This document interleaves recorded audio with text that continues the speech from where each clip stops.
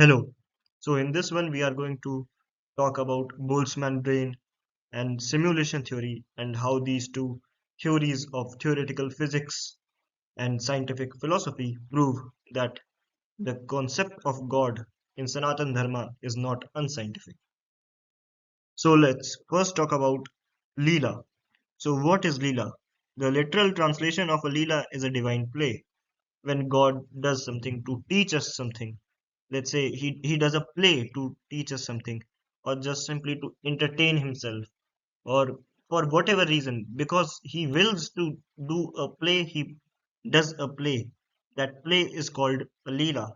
Just like a kid makes characters out of his hands and plays by making stories, the Lord plays by making characters who these characters are us and all the devtas and the bhoots and the animals. We all are just characters. So the Lord plays by making characters out of his hands and weaves a story around those characters, which is us. So he weaves a story around us. Thus, the whole world and whatever is happening in the world, they are his Leela only. He's playing like a puppeteer who plays with his puppets and creates a story. The puppets have no life or consciousness of their own, but the puppeteer reflects his consciousness, his supreme consciousness, into those puppets. Similarly, we do not have any consciousness of our own, but the supreme Godhead, Sriman Narayan, he projects his consciousness into us, and thus we feel that we have free will. But from his eyes, everything is determined because he is, well, weaving the story. He knows the script when he takes part in the story himself by, let's say, making a character representing himself. He comes into our world.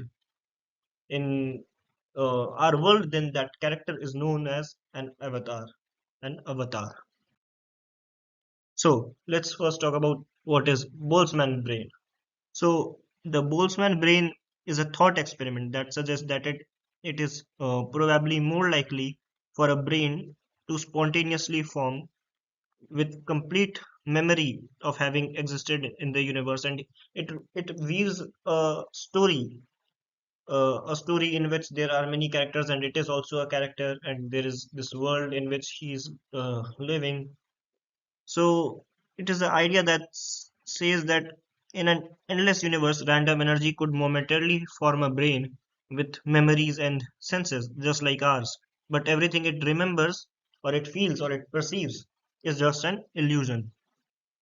And you can see the comments of theoretical physicists and mathematicians like Brian Greene and Feynman on this theory, even though they do not believe that we are Boltzmann brains, but all the theories of theoretical physics which we currently use, they all predict that we should be Boltzmann brain.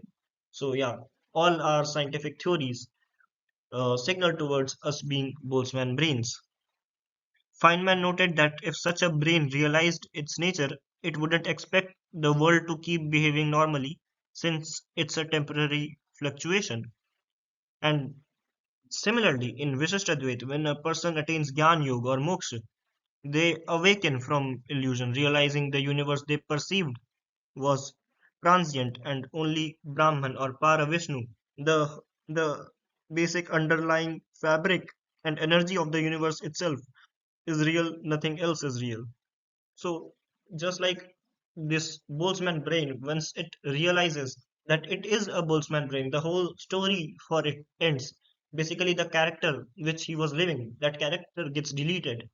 Now it realizes its true nature, that everyone was same and he was the supreme consciousness itself. And that's what happens in Vishishtadvait too, when we realize that, well, we are one with Paravishnu, one with Brahman, we are not separate. This clearly mirrors the realization of uh, a jivatma, that it it's, it's a part of God only. We have monoism in Sanatan Dharma, not polytheism or monotheism. We have monoism, everything is one. And in Boltzmann brain theory, also everything is one. It's just one brain the creating this whole world and all the characters in it. Now let's talk about simulation theory. So, the simulation theory suggests that our universe might be a grand digital illusion or a simulation run by higher beings in a supercomputer. So, yeah, this theory is also very likely. You can see the comments of Neil deGrasse Tyson. He is an astrophysicist, a popular one. What he said about this hypothesis: I wish I could summon a strong argument against it, but I can find none.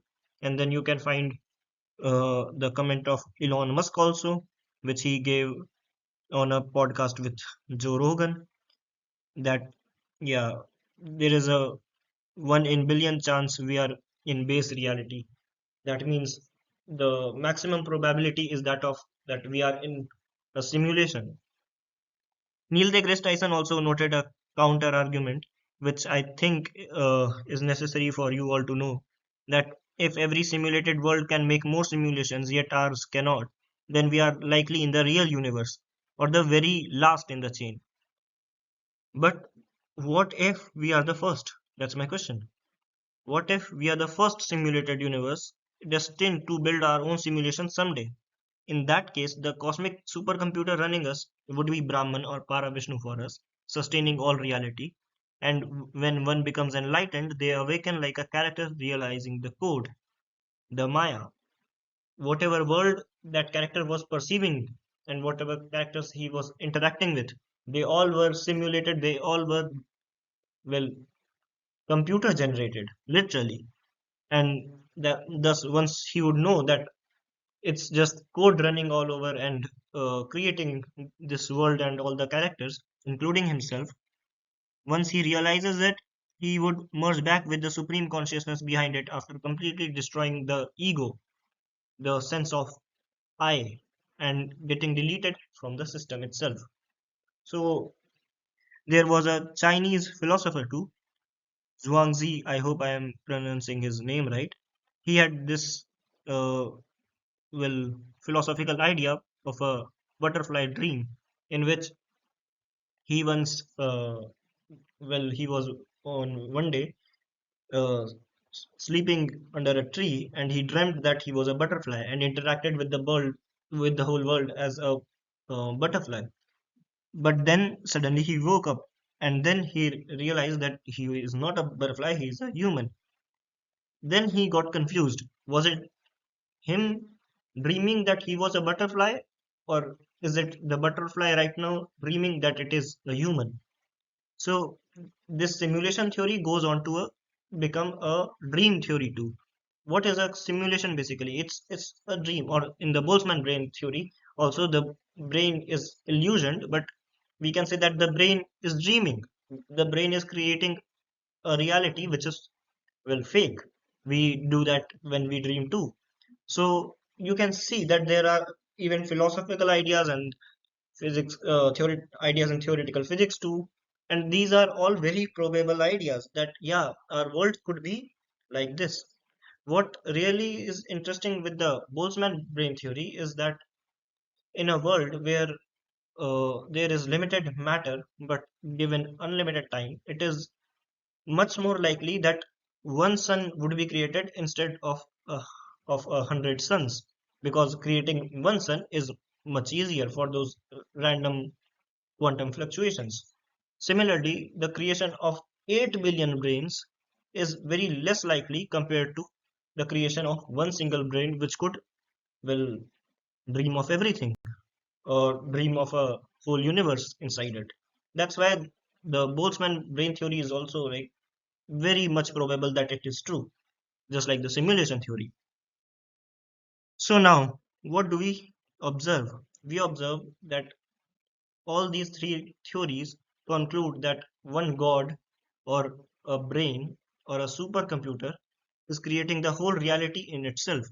In Vishishtadvaita darshan of Sanatan Dharma, we believe that the soul, though experiences, though its experiences are distinct, is part of Brahman or Paravishnu.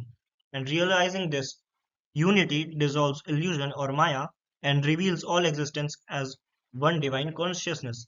Once one Jivatma realizes that it is one with Paravishnu, the whole world kind of dissolves for him. He realizes that, well, everything is one and it is that one Paravishnu himself.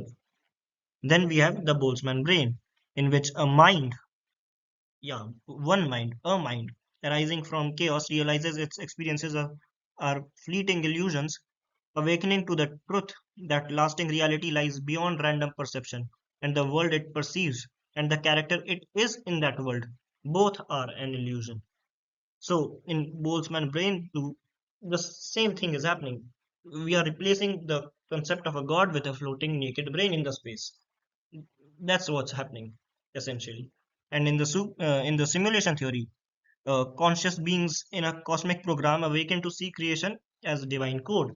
So conscious beings, which we all are, we all feel that we have consciousness and free will.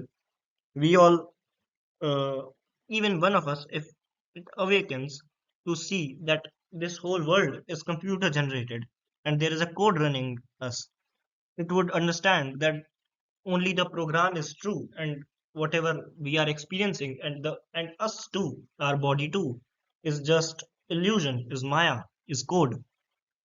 And thus it would understand the program is the only true eternal reality beyond illusion.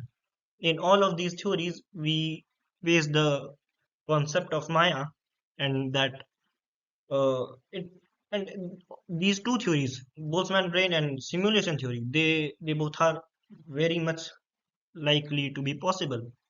So yeah, and these two theories mirror Vishisht Advaita very much, and we had Vishisht Advaita from how long? Like thousands of years now. So yeah, that's my point. If these two theories are accepted as proper scientific theories with high likelihood of being true, then Vishisht Advaita of our Sanatan Dharma should be as much respected as these only. I do not see the reason for anyone to call our dharma unscientific. What we believe in can be also a possibility. We are replacing the Boltzmann brain or a supercomputer just with God. And in our dharma, we are believing that the God is consciously, because of his wish, he is making the whole universe and everything and every character in it. And we are all just like puppets or characters made out of his hands, having the reflected consciousness of him only. So yeah, that's that. Uh, what I try to do in this one is just prove that our Sanatan Dharma is not unscientific. It is one of the scientific possibilities too. So yeah, Jai Shri Lakshmi Narsingh Dev, Jai Prahlad Maharaj. Thank you.